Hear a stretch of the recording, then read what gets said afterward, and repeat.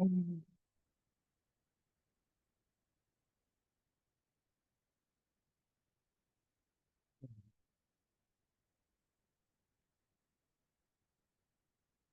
Is there a way to connect without the cable to the screen? I think there should be a Luca with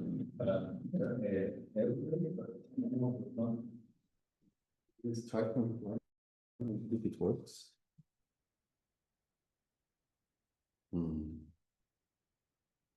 This works.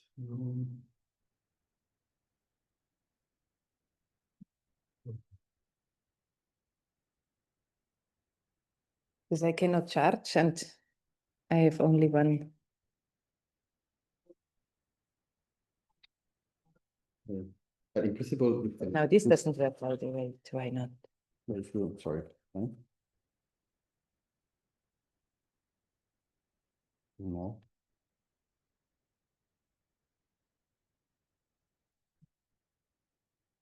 Is it charged? No.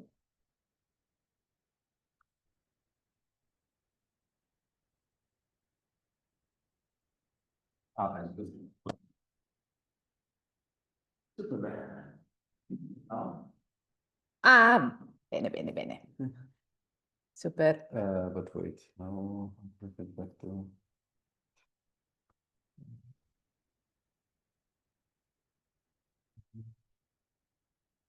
Okay.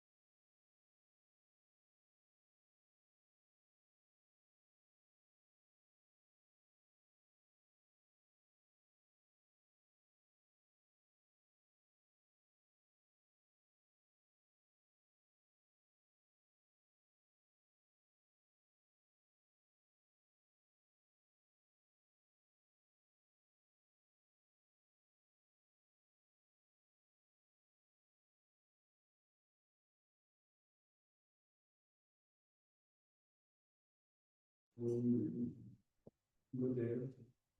Maybe let's check different. Let's look at the pictures so we don't see the check because the link is okay, only gonna mix it.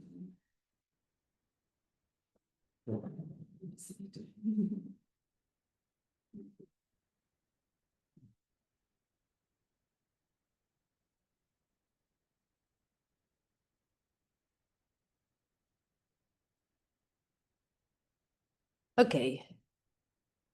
So this has been my screensaver for a long time. I'm not sure anymore whom I am citing with this, but I like it. And a lot of time is needed in order to become young. And it's a bit of a motto or a motif of my talk. So my title, I put it quite spontaneously, Objective Figures in Conversation at the Portico of the Arts. And I tried to make connections to especially also the two papers today, since the main text I would like to think about and to interrogate in a certain way is the Anlage zur Architektonik by Lambert. By Lambert, which was a key reference for Kant, as far as I know. But I will make some detours. I will kind of circle it. And one way perhaps of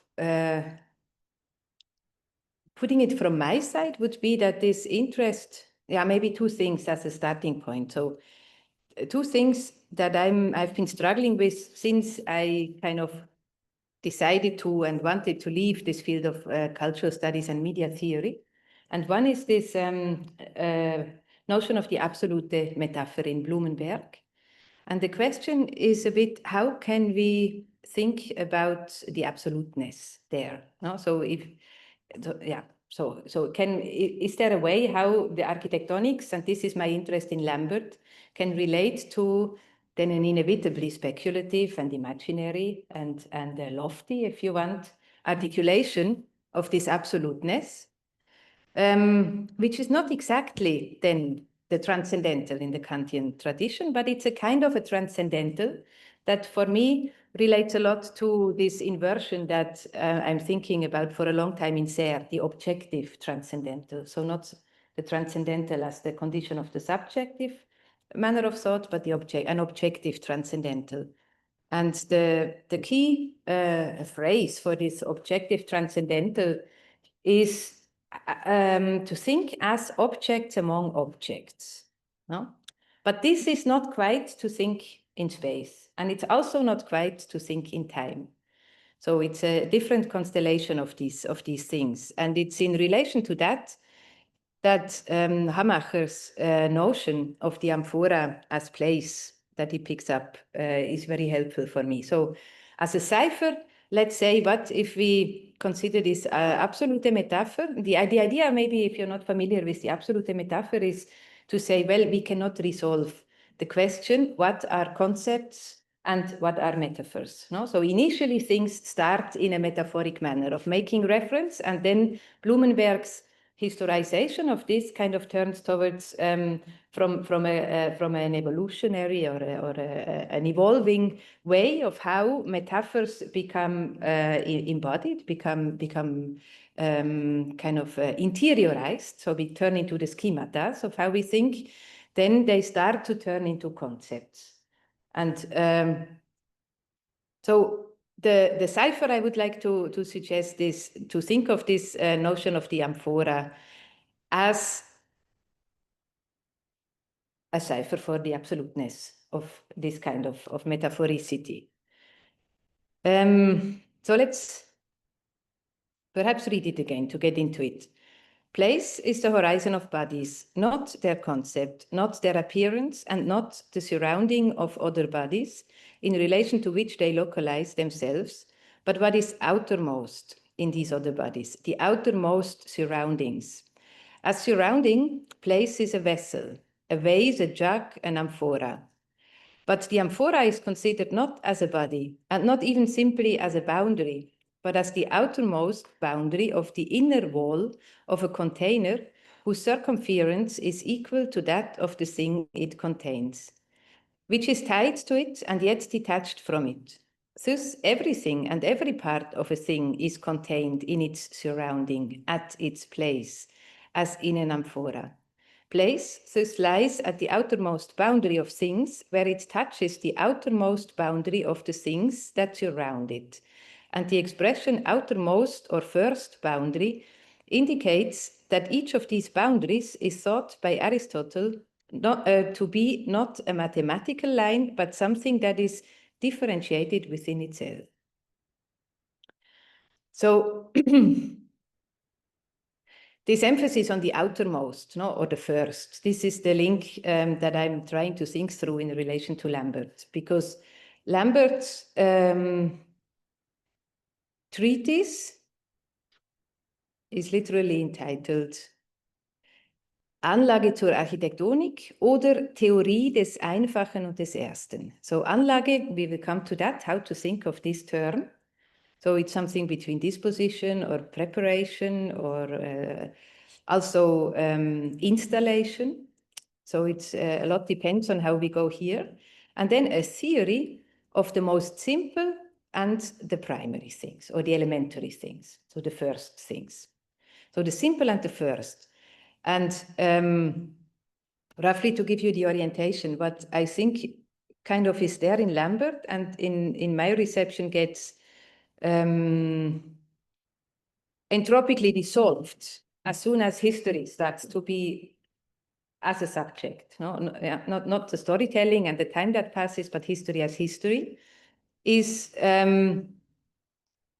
this distinction between, that in Lambert I think is key, between Notation and notion. No? So the notion from the noetics, so in Kant then we have the noemata, but it's the noetics which involves ideas and how we relate to the ideas.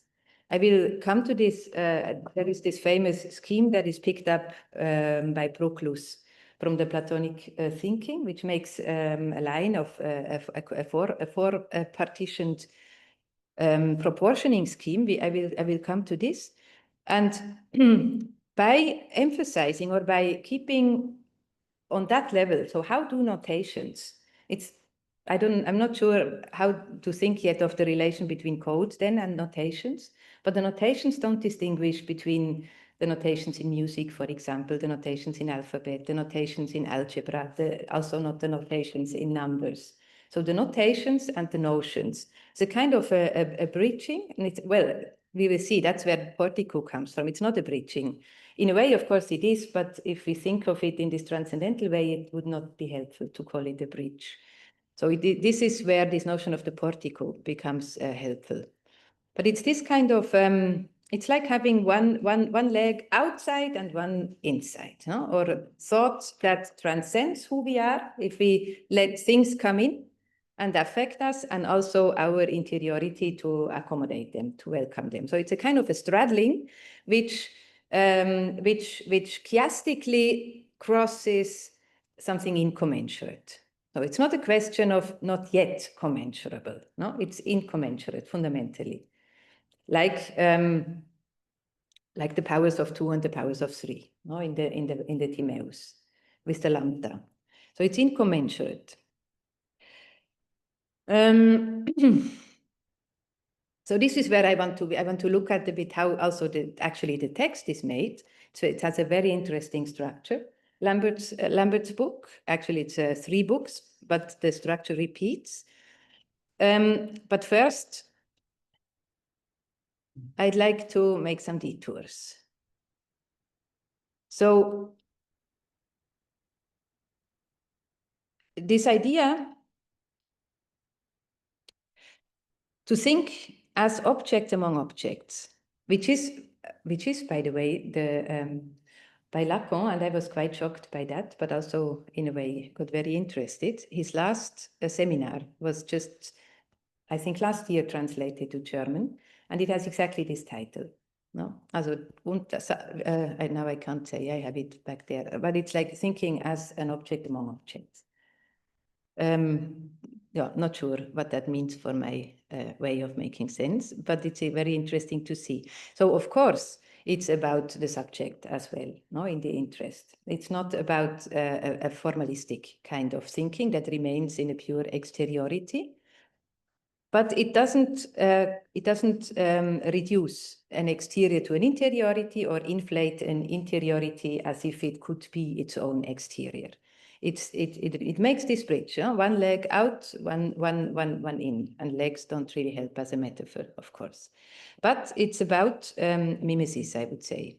This relation, this crossing, this chiasm, this bridge has something to do with mimesis, and mimesis as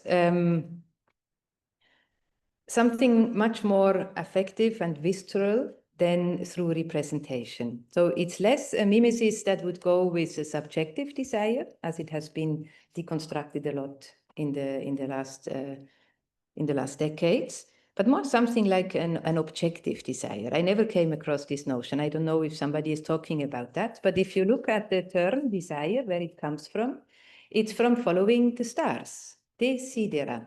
No? So what the stars might bring.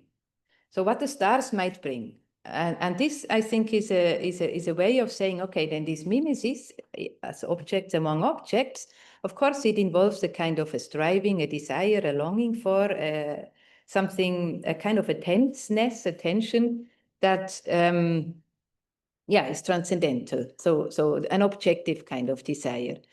But it gives us a detachment. So when we are amazed by the stars, we are not so much concerned with us in that moment. So that's something that I always found very beautiful in this. So we say, oh, the speculation and you want the ultimate and so on. Yes, but maybe but if this is a kind of a mediation that doesn't want to mediate the right representation, but install a detachment from where we stand.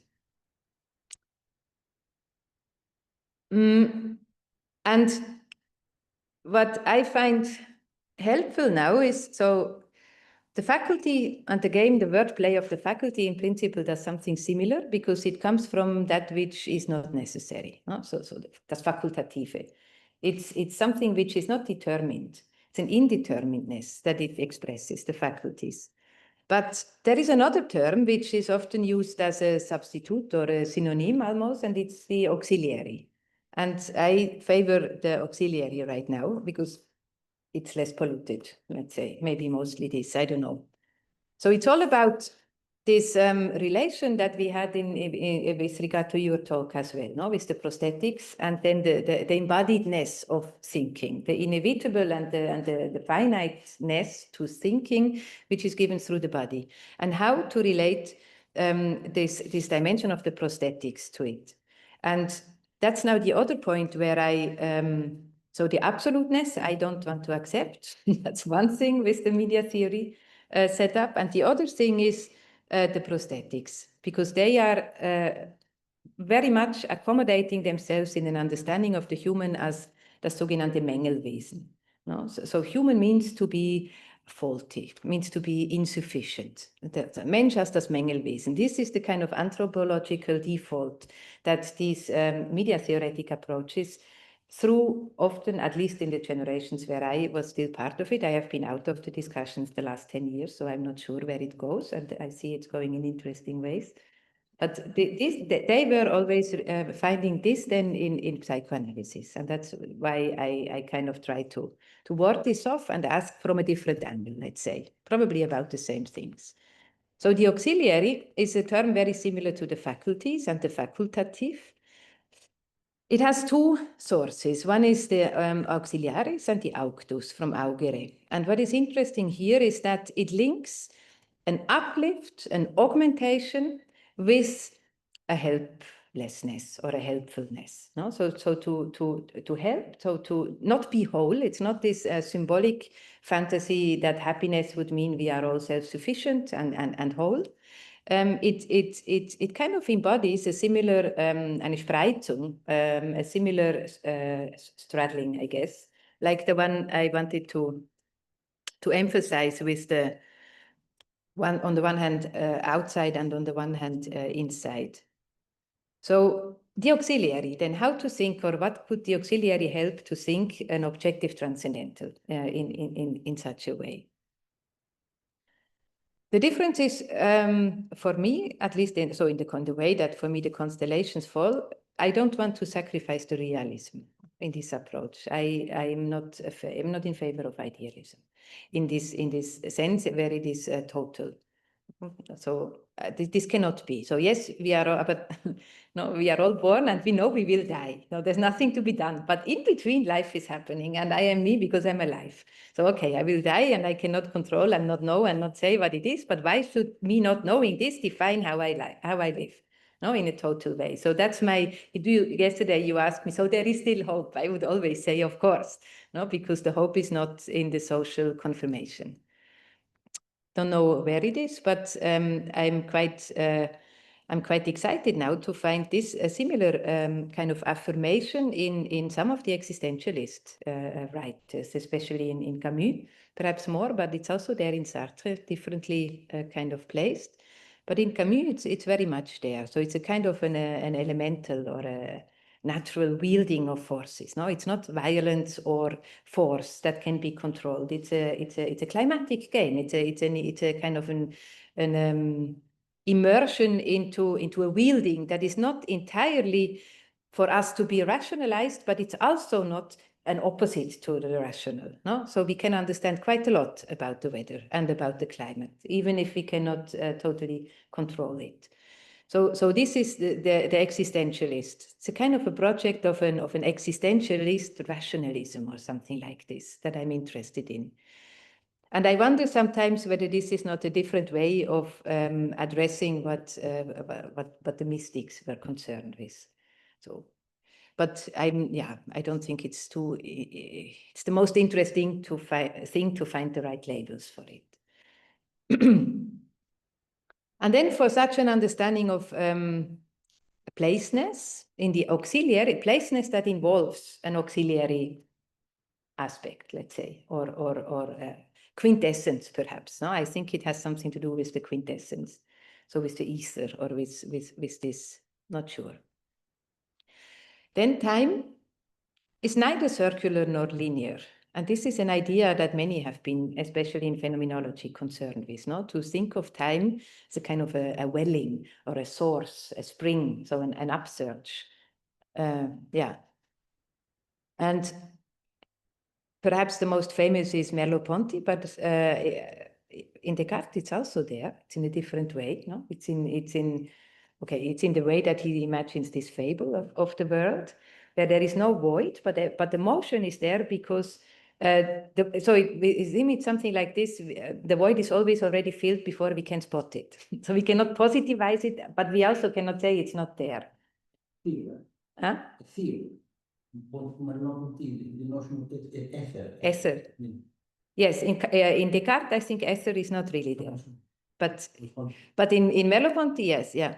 And then with Grothendieck, there is something similar with the motifs and the topoi. But I master far too little of this. But it's not just coining of words, that we have category theory, that we have bodies literally, Körper, also Zahlenkörper and so on. So this whole metaphorics has something to do with this objective transcendental.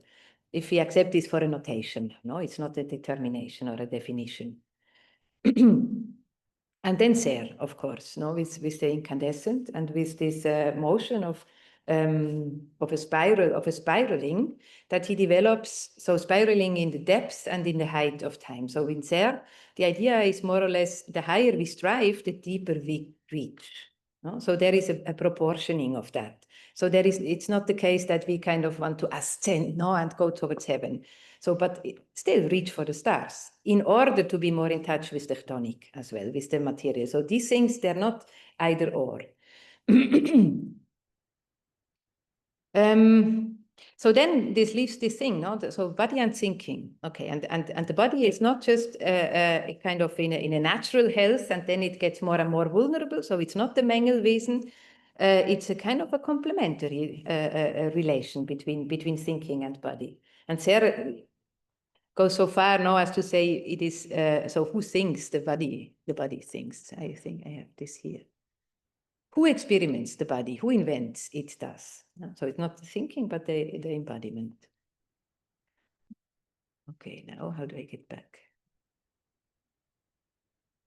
And this is where then this notion of the portico became very interesting to me. It's a notion I take from Lucy Irigaray. She doesn't relate it to the arts, but I found it very helpful to speak of the portico of the arts, because the portico is something like a before entry or an in-between place. And what I would always refuse is a distinction really between science and the arts. I think this is a modern construction which has more to do with control fantasies than with knowing or science or understanding, because exactly techniques is involved in both of these things. So she has a way to relate to a place, which she calls the image of the place of relation. I have 2 or 3 excerpts of this. For her, it's in a book entitled The Forgetting of Air in Heidegger. And this is not really now a kind of, it's not a discourse. It's not that she would say Heidegger actually forgot about it, but the way that he thought about it makes us forget the air. This is more what she says. And that the way that he thinks with the Geviert and with this mythopoetic and all of these things, and time, the way that he thinks about it makes us forget air, just like language philosophy makes us forget that we are in language. No? So it becomes transparent to us. And this is the relation she makes to the feminist project. So she says this is the feminine which is being eclipsed by Heidegger. So she makes this discussion of the forgetting of air in Heidegger as, if you want, an alternative Schauplatz, scene of action, to address the questions of feminism, not gender theory, feminism. So it's a metaphysics project. It's not a social theory project. And she says Heidegger so much wants to be in touch with the feminine, and he tries to build bridges all the time, but the bridges, he can only start to build it from his side, no? And there's never the other side which will link up so that it would actually be a bridge. And she says it's also not possible because from the other side, the same applies. It's not possible to bridge. So she's yeah, on that point quite decided, but then she says, the notion of place that she suggests as the portico it's not quite a place for encounter, but it's the place where there can be what she calls the silent gift relation between the sexes. So it's a gift relation, it's not an exchange. And of course, we all know if we rationalize it, the gift doesn't exist, but it's not about that. No? So it's a cosmic kind of sexuality that she tries to think, which can not be reasoned, but it can also not be fully reasoned, something like that. And she speaks of it as the silent gift relation. So she says, this portico would delimit the passage between 2 places, even if the place said before is apparently the only one. This delimitation would open indefinitely on a meeting that will never take place, a meeting that will be recounted without taking place, that will take place only in the saying, nur in der Sage. It's not quite talking, but something quite close. So die Sage. Its advent is always vorfelt, pre-understood, but so as to be preserved and gathered together in the saying. And this is a kind of an analogy, I would say, that complements the rich literature that aesthetics knows on this intuition, no? On this kind of the schematism that determines how we are able to take sight of something. So this kind of the intuition that goes with the visual. This is something that goes with the hearing and with the responding and with the listening. And it's only there when we listen, when the listening attends to silence. And the silence is something that one cannot make alone. So this is I would say, the Stofflichkeit or the materiality of this portico. So it's a silent, the portico is there when there is a silence of all the factors that influence it. And the silence then comes to something like, but probably has something to do with a health and with a harmoniousness, with a balancedness that is not fixated. It's a happening. So it's a happening that lives in the saying only. So this is how it's one way of how she relates to the saying. So this portico where and through which passes the leap into saying all would consist as much in what has already been constructed in the silent gift relation between her and him as in what hastens its possible return in that which comes to pass. It is situated between these. Yeah, so that's also important. If there is air in that sense that she wants us to be attentive to, like whenever we write, when we talk, when we read something, when we decipher something, there's always notations that give us access. It's always notations, and the notations need to be deciphered, no, encrypted and deciphered. So this is the game with the code. So then it's always there, and that means time passes. In a very material sense. No? So time passes massively. This is a formulation I came up with in my work on Serre. So the meteora is the world insofar as time passes massively. And it's not the same like a materialist history. No? So because this is very much with institutions, with formations, with power structures. This is climatic. This is like pre-specific to that. So another way how she relates to this portico is this here as the image of the place of relation. No, because that's, of course, the fascinosum with topology. It's all about relations, but how do we think of a relation then if we cannot make it a point, no, in a kind of a space-time continuum? And if we do, we lose exactly the relation and we have a spectrality or something like that.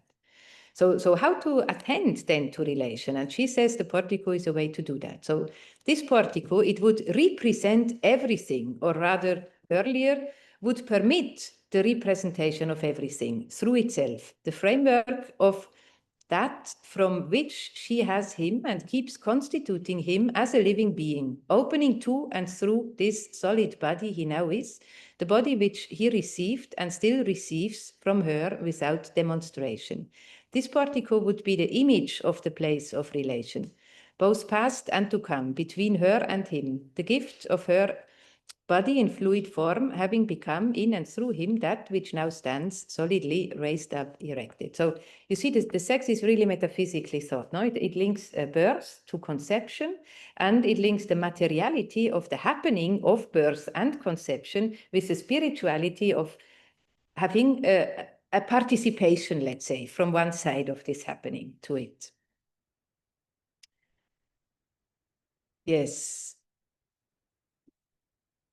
So the portico, and I like the idea more and more to say when now there is this big, and so from aesthetics as being this reflective or this phenomenological project, it goes towards a kind of an object-oriented term.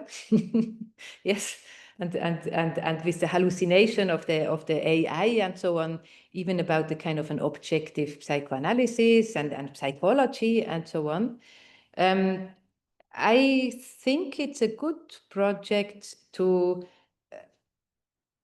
make a kind of maybe something like a sex relation, like female and male between the arts and the science. This is now not to say the arts is feminine and the science is masculine, just like it's not like we are. So there's an androgynous way of attending to all these things, of course. So it's never about purity, but the polarities. No? And it's a way to think polarities in a manner that are more like North Pole and South Pole. So everything on the globe is made up of both. And yet they're not, you cannot reduce one to the other. So everything collapses and would disappear. And it needs an act of faith, no? to consider this. So if you want to analytically go about it, it seems absurd. Yeah. Or then it becomes purely instrumental. And that's perhaps this kind of more mystic relation to it. Again, Serre has, I think, a helpful, because you see the metaphors, they're quite strict. No, it permits, it allows for.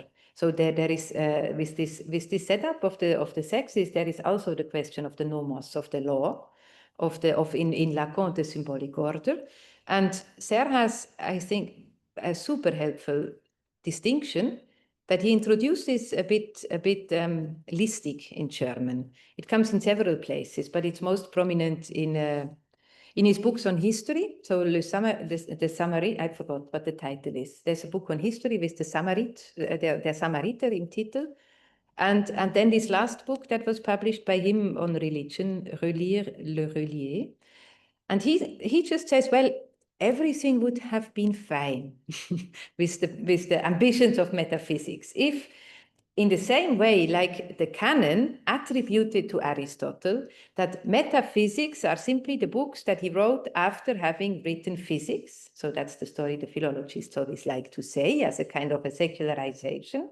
If Aristotle had also written a book, Metanomics, that would simply be the book that he had written after writing all the political texts on the polity, also on the city-states.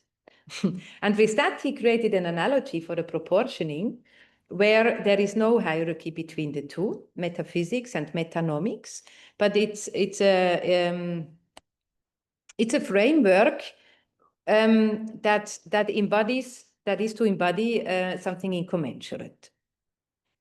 And for him, the introduction of it is precisely to say, we need something like this in order to, it's about the new, it's always about the new kind of humanism in Serre. So to think of this notion of the human, of the future, that will be one for whom the hard sciences and the soft sciences they're not separated in that way.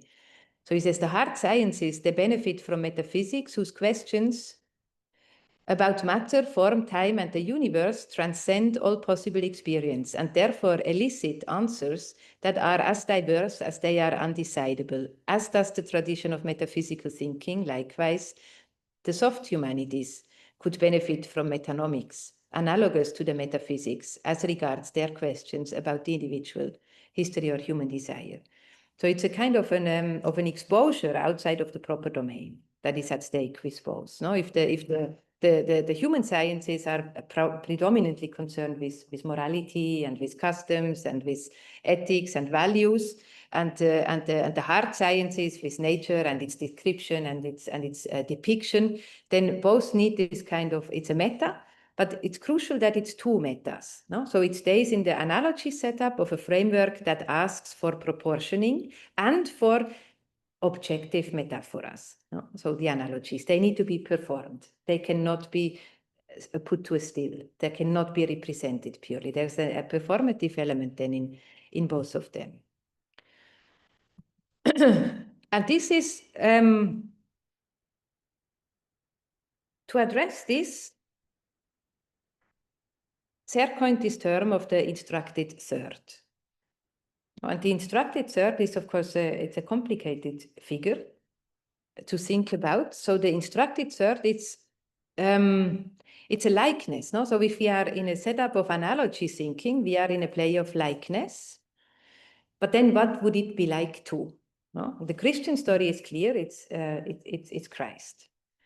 But it's not, I mean, Serre, that's why I was saying yesterday, no? Yes, there is a strong relation to Catholicism in Serre, but it's an explicit, active interrogation. It's more a theological relation to it than one of embodied commitment, which I very much see in Latour. It's very different between the two. So, but it's complicated. So how to think of that? And so if we say the body thinks, no, the body invents, the body experiments, and the body is not pure. So nobody has a pure body. The body is in relation, it grows beyond itself, it becomes what it is through thinking and with thinking, not next to or despite of, but also not caused by it. No? So it's a mixed, a meteoric kind of thing. Then there is some, and this I think links it to one way of understanding what canon used to be in the arts as well, no? Because canon, we are now used to that canon is kind of a definition of the powerful people of works that are supposed to be good for people, no? With the indexes. So the books that would pollute the minds of the people, they were censored from the list, they came on the index, and others were put very central through the curricula. So there's a kind of a humanities moral formation that in Enlightenment took over. This language came of the canon. But I think this really does not capture at all the long history of canon and canonics as it was living through the arts. And so what I sympathize with now is to say, well, this third instructed is the canon. No? And it never really started, so it doesn't have one origin. It also is not a property of somebody. So the canon, so if you are interested in the canon, it's a way of saying you don't value your own authorship above all else. No? So there is a commitment to thought that transcends individual interests and desires and power relations and governmentality questions. So this is a bit of a cipher that helps me to think through, and it has something to do with sculpture. So then the canon with sculpture and this is again I mean, I mainly return to Serre again and again because he has these cryptic formulations that that one lives with, or at least me. So I read this, I don't know when, he says, I wish I would have been able when I died to have written a general treatise on sculpture. And for a long time, I had no clue, why is this complicated? So what's the point about it? But that's the thing with these formulations. They kind of start to grow, to put seeds, and then there are many of them, like to think as an object among objects, all these things.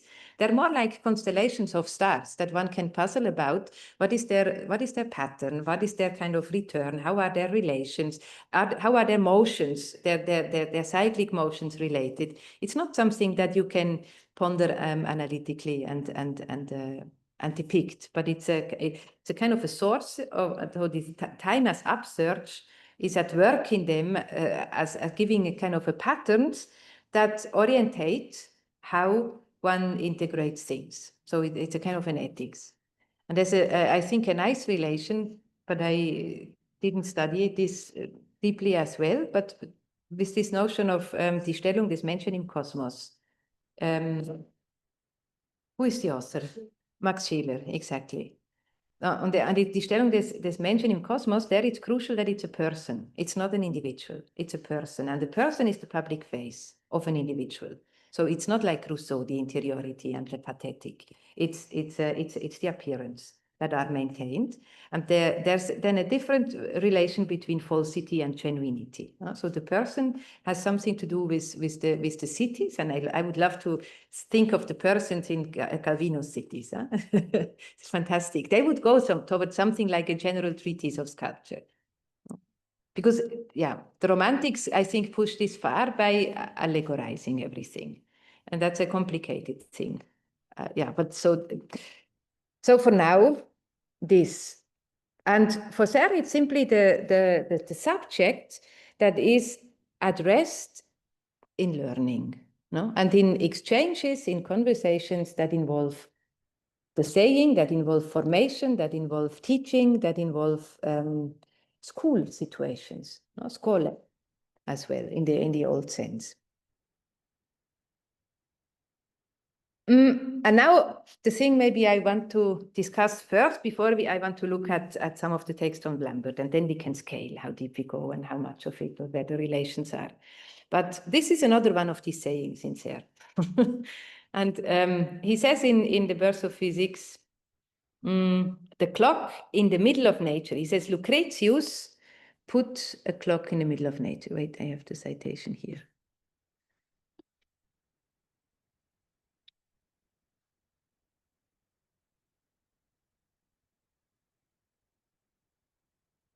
Time would be nothing without the situation of objects in space, without their respective movements, without their formation, their disintegration.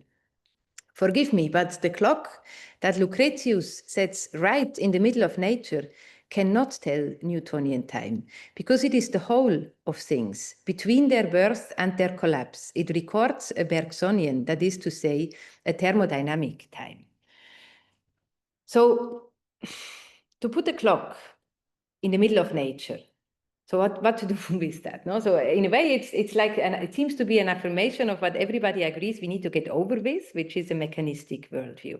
But then this mechanistic worldview always entails mechanisms, means everything is fully determined, so it's an analytic mechanics that is at stake. Because mechanics in its old tradition, we had it several times now, it links to invention, it links to resourcefulness. There is no overall systematicity in which it lives. But still, then how to, and why would he say something? So in the middle of nature, you know? And then Lucrece, what is Lucrece the atomist, not the poetic atomist? How would he be concerned with putting something in the middle of nature? How could he even identify a middle of nature? What would that even be? No? And in another passage, I didn't research it now where it is, but there, I think it's in the Five Senses, where he starts to talk about the body and the organs that constitute it by saying the health of the body is when the body is silent, which is quite intuitive. No? When we don't feel our body, then usually we are not sick. Yeah, so it's something quite intuitive. But he goes further and he describes, then he says, we should think about our organs as clocks. So not one clock, no, overall, but our organs, an organism, a body that is alive, that tunes on all these different scales with the environment in which it lives and is coined by it. It's an interplay of clocks. So it's not a question of either chronology or a kind of a material time. The point starts to become different if we say there are many chronological generators of clocked time, no? And they need to kind of sound together. They need to find a tact. So this is the term that I don't know, I think in English the word exists, but nobody ever uses it, tact. It's their tact. Their tact is not, it's not what the metronome. I mean, of course, the metronome allows to find the tact, but it produces it regularly. The tact is not like that. So tact is more like ethics lives from tact, no? So ein Taktgefühl, it means you kind of have a feeling for what is appropriate when, and how far can you offend it in order not still to be polite. So it's all these questions of the persons. But tact also, so if one looks and thinks about clocks, then the clock is driven by something that is not at rest, no? Die Unruhe in German. And I tried to find, so because it's a provocative thing to say and it's a good joke and a metaphor and so on, but how can one really think of it? And I was at a loss until I read here what I really didn't like, Invent Liquid History and the Ages of Water. I was like, wow, what's this now? Is this a Delanda story or what? and then I looked up how the water clocks actually work. No? So if we say the organs, if you think of organs as clocks, they have more to do with water clocks than with gnomons, with sundials. So there is very clear that the sundial, what is of interest for him with the gnomon, is the mentality. No? So it's a kind of a clocking of the mentality.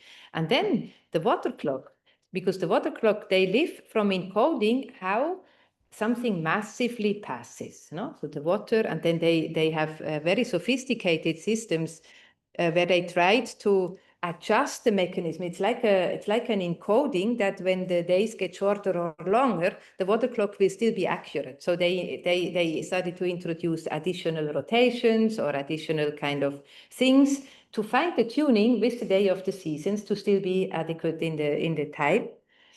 So there is, I think, a kind of a clock where something needs to pass massively, where it's bodily, where it's material, where it's massive.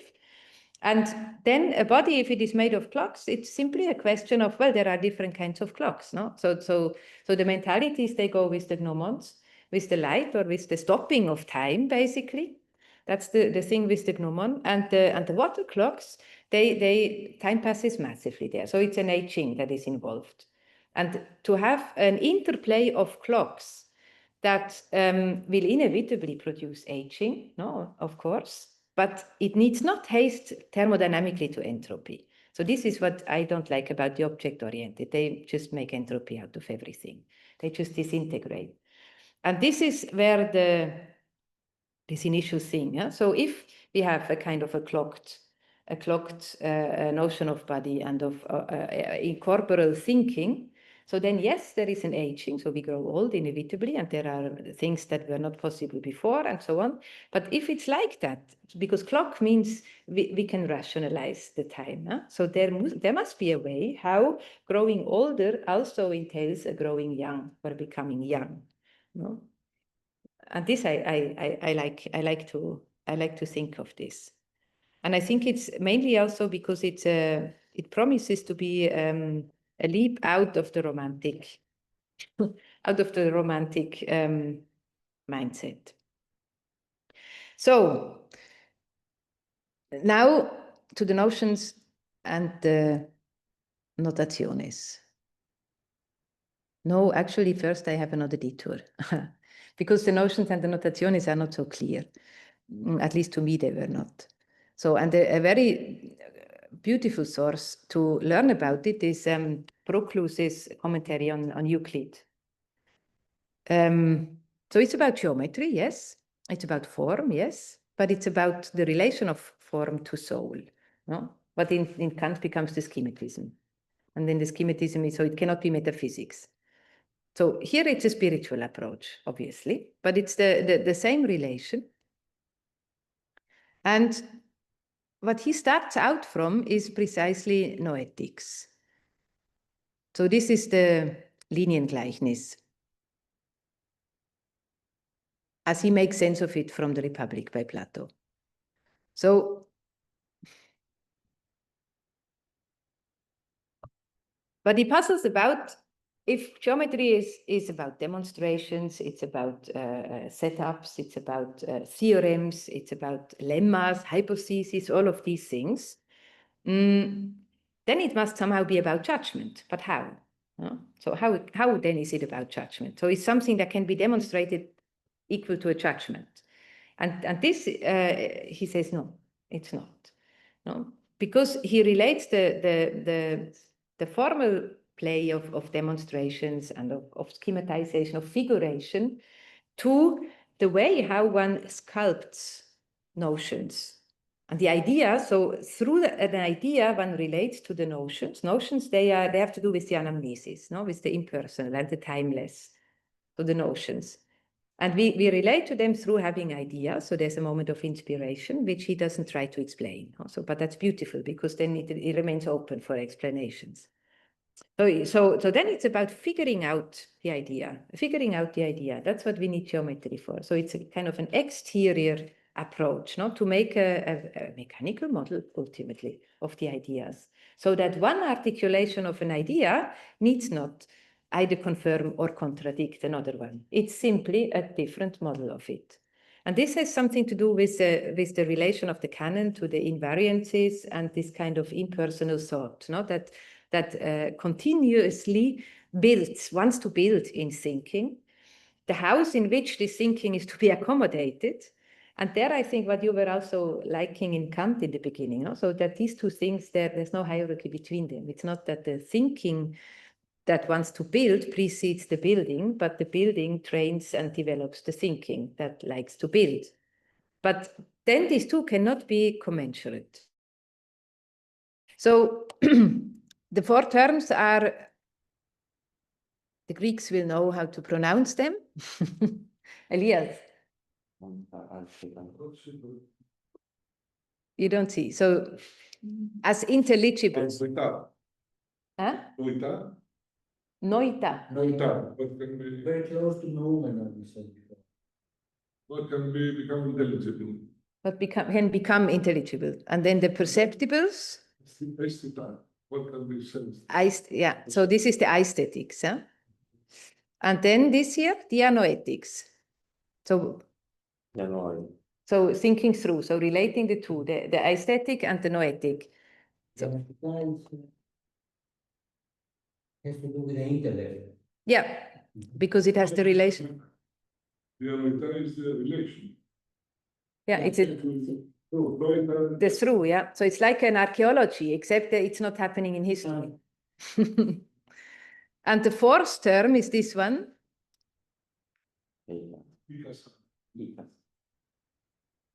How is it? How would you translate it? The ones that could be visualized. Yeah. So then, yeah. So these things, they are it's an auxiliary structure, which you lose when you start to introduce a hierarchy. I mean, the hierarchy in a way is clear, so the noetics is above all, and it cannot exhaustively be reasoned. But in relation to it, reasoning happens. So this is the mimesis relation. And it's a mimesis which doesn't so much mimic an object, it mimics the universal. So it mimics this, so it's much more a notion of pantomime, like your harlequin in the thing. Yeah? So the harlequin and the Pierrot, it's a pantomime, so miming all. And this, I think, is also what is at stake in both in Hammacher, with this at the outermost, the ultimate, and also in Irigaray. So how to say all, the legitimation of saying it all. So there's a movement of summation, which is not exclusive, and it's not exclusive to other motions of summation, something like this. And this plays, so then this gives a different approach to rationality. So the rational is not like now when we say the digital and the analog, no, as if they were two different kinds of things. So there is no analog thinking that would not involve discretization. And there is nothing that you can do with discretization that would not involve an analogy building at the same time. This is again the chiasm, the crossing, or what we call the meteoric. So that's a kind of a setup for a rationalism, which is never entirely secular. So if you want, it remains close to theology. And I didn't study, Proclus has another book on the elements of theology. So if I'm not mistaken, what we call theology is kind of said to start with Proclus, just like what we now call geometry kind of starts with Euclid in a systematic sense. But it's interesting to note. So this is noetics. And this, I think, in the Enlightenment tradition is no longer there. And in the place of noetics, history is erected as a subject, no? As something transpersonal, as something inevitable, as something as a natural force. But that would also be an interesting project.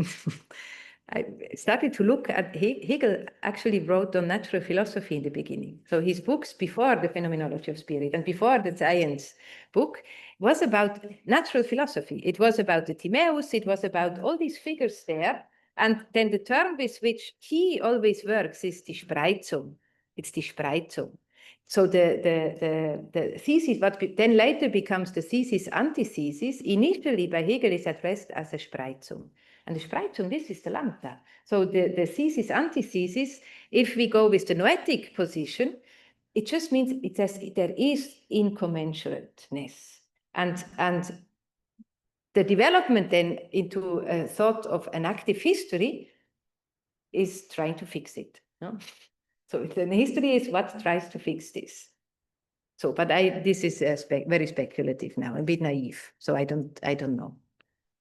But this is important. So Proclus's entire discussion of the book of the first book of Euclid, making all these distinctions. No, but what counts as what?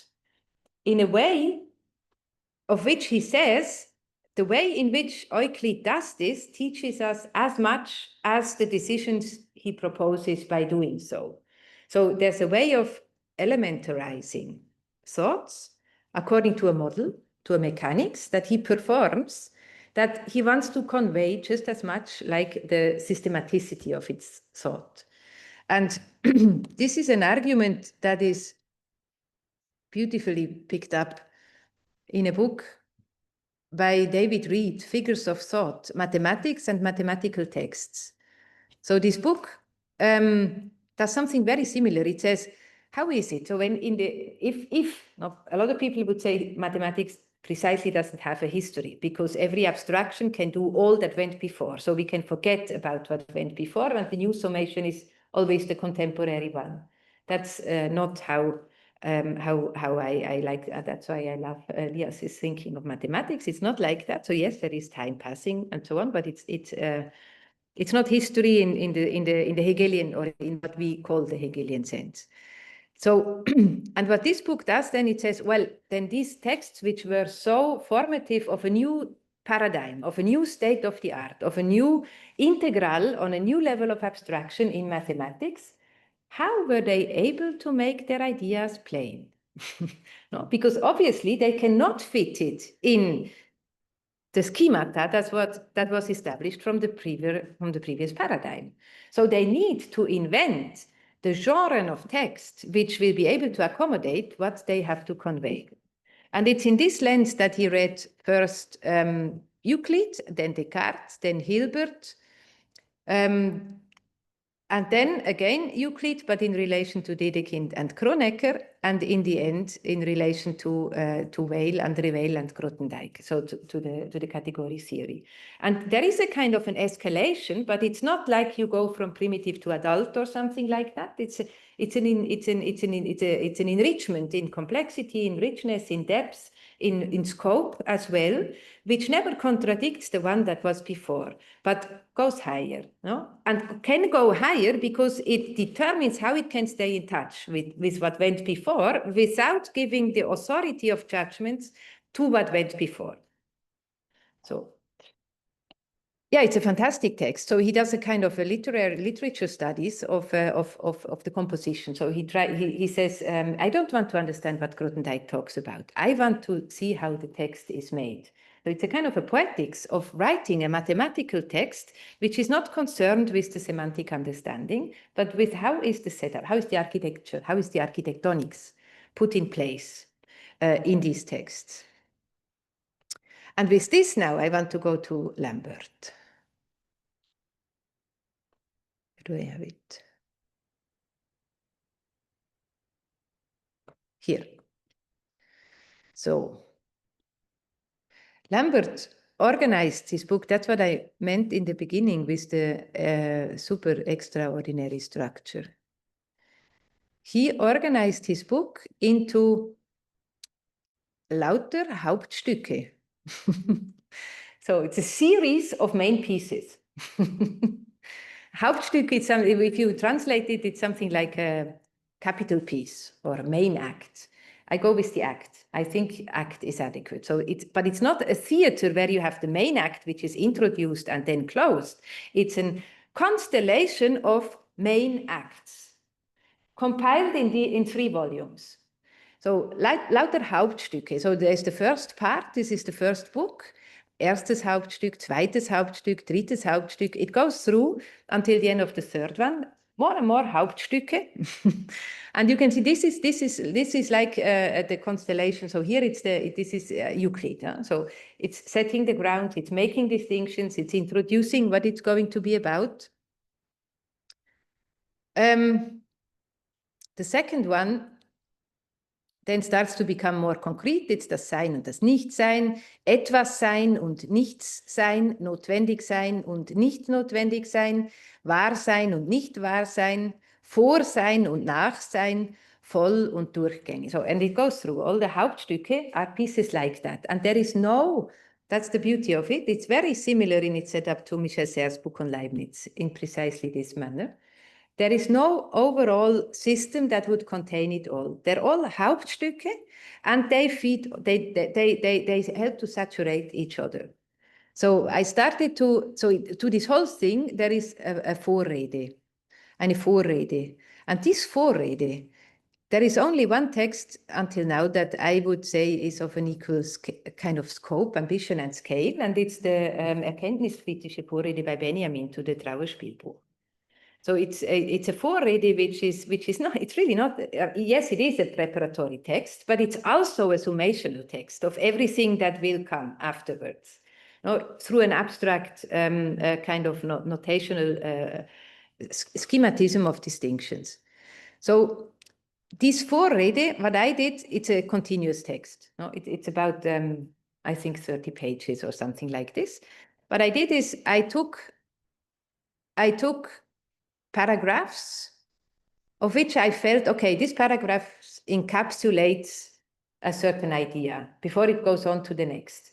And I started to give it titles. So the titles you see here and the paragraphs, this is my coding. This is not Lambert. But and this was done quite intuitively. So there is no rationalism, and I would do it. So I want to write this text now for the Meteora Studio book, actually, Ludger, on this.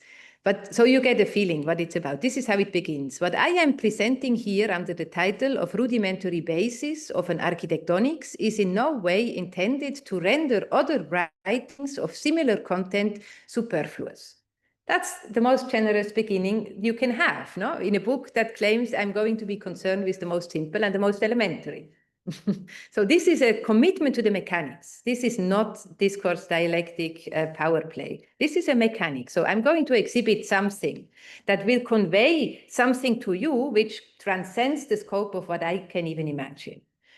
So it doesn't want to render these superfluous. The entire work can be regarded as a thoroughly new re-examination of the basic principles of metaphysics, the likes of which will undoubtedly be undertaken by others in the future. So also, unlike Kant, he doesn't want to be done with metaphysics. No?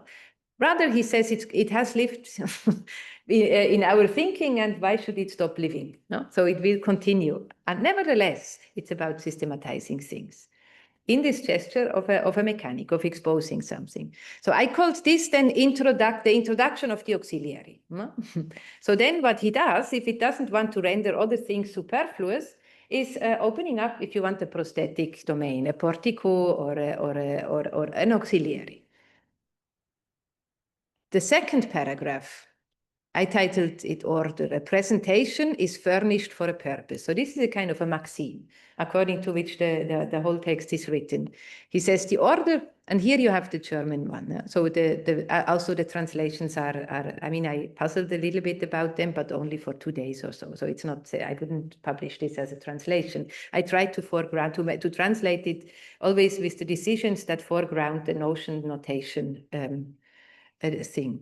So the order of the presentation of metaphysical and other doctrine is linear. That is to say, the nature of language dictates that concepts like words follow one another in a very simple sequence. Therefore, however, it is inevitable that sentences which belong together for other purposes are scattered in that particular purpose for which the presentation is furnished. So that in order to bring them together, one must choose a completely different order for the presentation. So this is, you can start to see how what he presents will not make superfluous another one. It's like, this is an apartment, it's furnished like this, because the purpose that he has, he always says there is a clear purpose according to which I call these Hauptstücke, that I make the arrangement. But there would be many, many other ways of doing it too. And yet, this is not a combinatorial thinking, because he makes the decisions and he says, these are mine. They could be otherwise. There's no necessity to do it like this, but it's also not random. No, it's nicht unplausibel. Es ist nicht unplausibel. So order is always relative to the first. So I would call this the making of a place or a space that can accommodate a project. No? So you need to furnish it. It needs to be equipped. It needs to be oriented, the space. Then the third, I call this mechanics of machinations.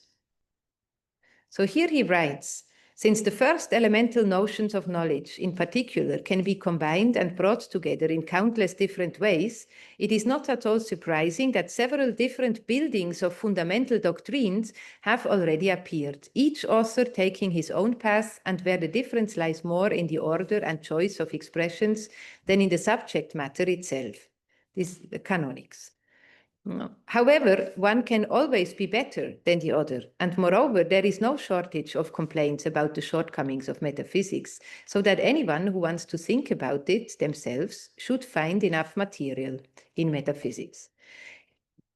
In particular, several metaphysical concepts are so broad in scope that one must have encountered and recognized them in many and very different cases. This is a commitment to experience, no? Not quite phenomenology. I think it's important that it's not, because it doesn't singularize the phenomena. It's the making of the experience. It's the embodied and the becoming sense of it.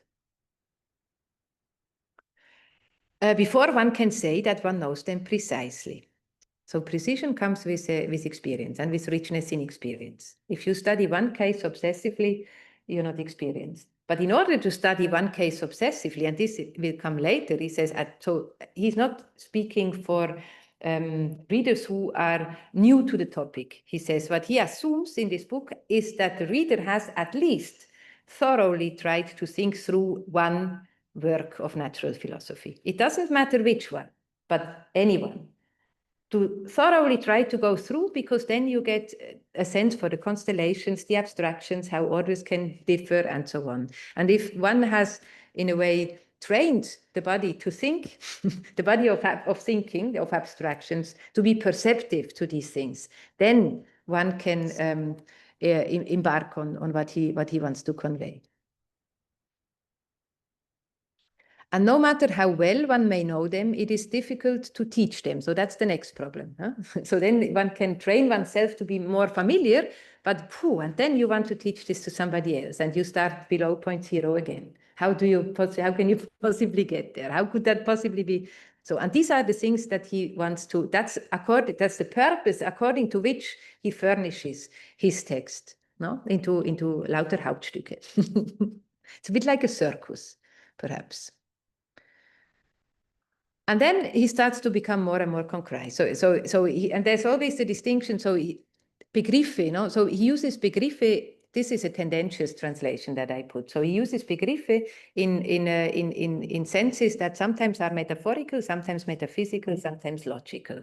So I try to resolve this with regard to the assumption that he is interested in noetics. So, and that's also what he was criticized for. No, people would say, and still today, there was an entire book on Lambert published about 10 years ago with essays by different scholars, and they would all caution from Lambert by saying, well, he is still pre-enlightenment. No, he still has the commitment of philosophy to theology, so we cannot follow him. So this is the common consensus. And then they're super fascinated in saying how much they would like to, but keep sober, huh? So they will not.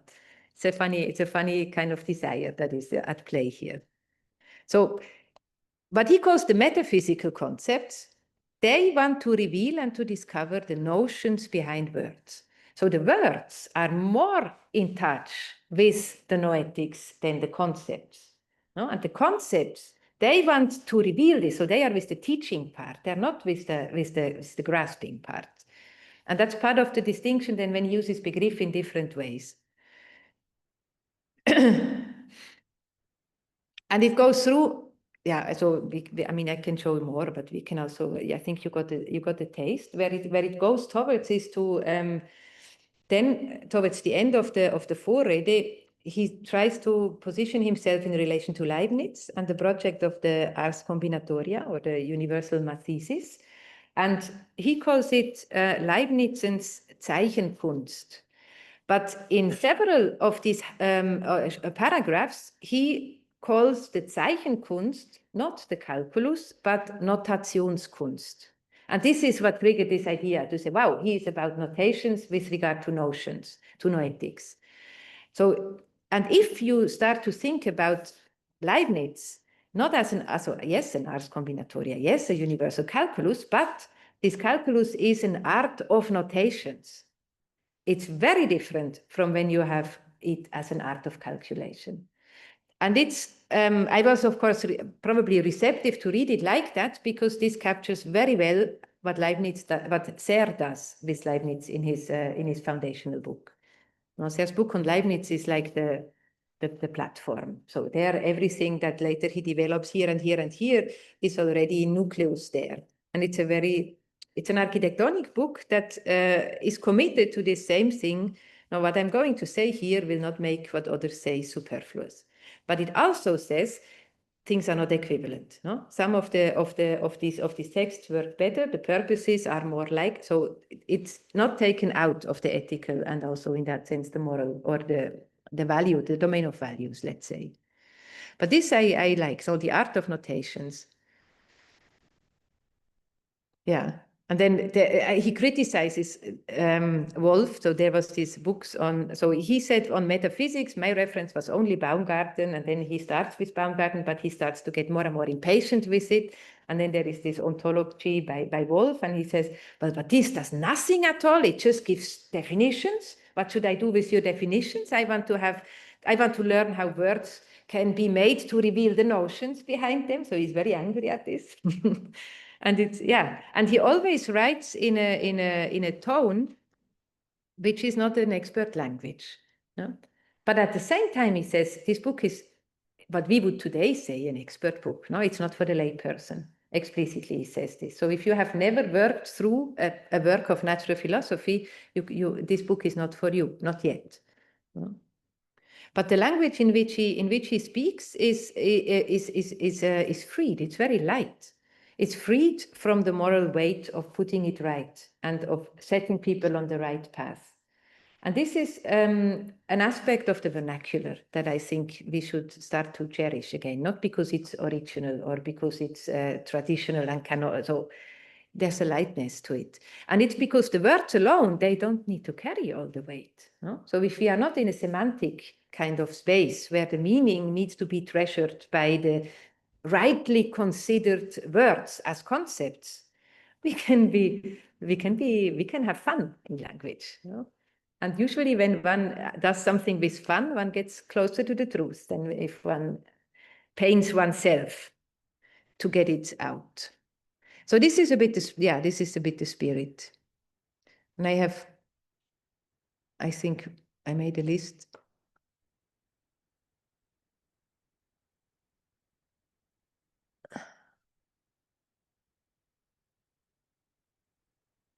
Yes.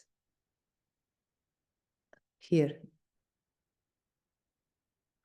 These are the titles, more or less, that I started to code. Ontology, yeah, then interesting distinctions come. So an ontology still, it's like Euclid writes, how can he write what he wants to convey? What kind of book is this? What kind of how is this made up? And then this is where he is led to when he is so critical of an ontology which just gives definitions. Now he says, so ontology is in textbooks, which gives a beautiful view on books. And then, yeah, it's a material to contemplate. And this is just a foray, yeah? It's just a 30 pages Vorrede. But I really think this is like the Vorrede, the erkenntniskritische Vorrede in Benjamin, which is also just mind-blowing. Oh, it's so rich, and it's at the same time a preparation and a summation, and it lives from being both at the same time. And for that, it places in something like a portico. It's the place of the saying, no? Or of a forefeeling also, as Erik Gray says, it's a forefeeling, ein Vorgefühl. No? It's not a feeling with which we would identify. It's a detached, active relation to a feeling which just starts to install itself and to take over. And then, so to think through these things, the instructed third, no? Or what did I call it? Objective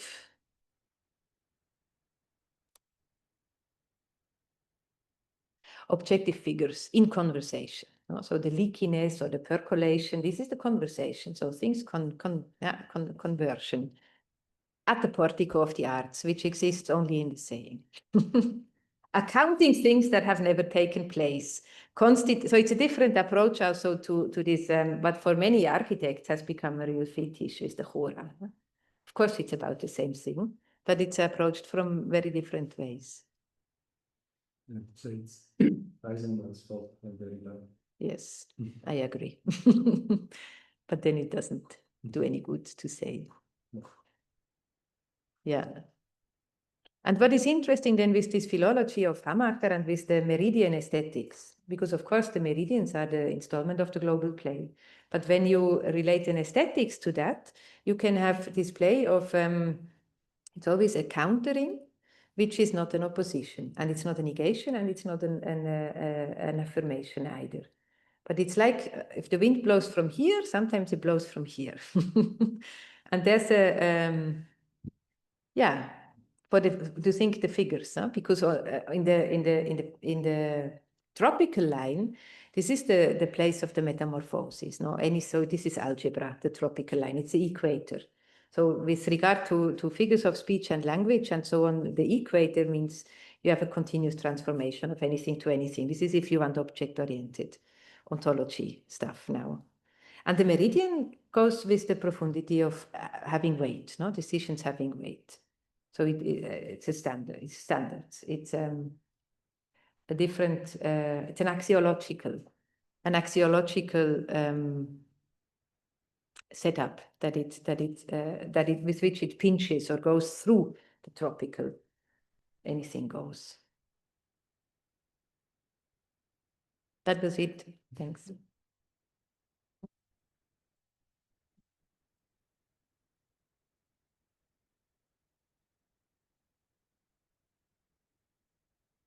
One question, the paragraphs we were now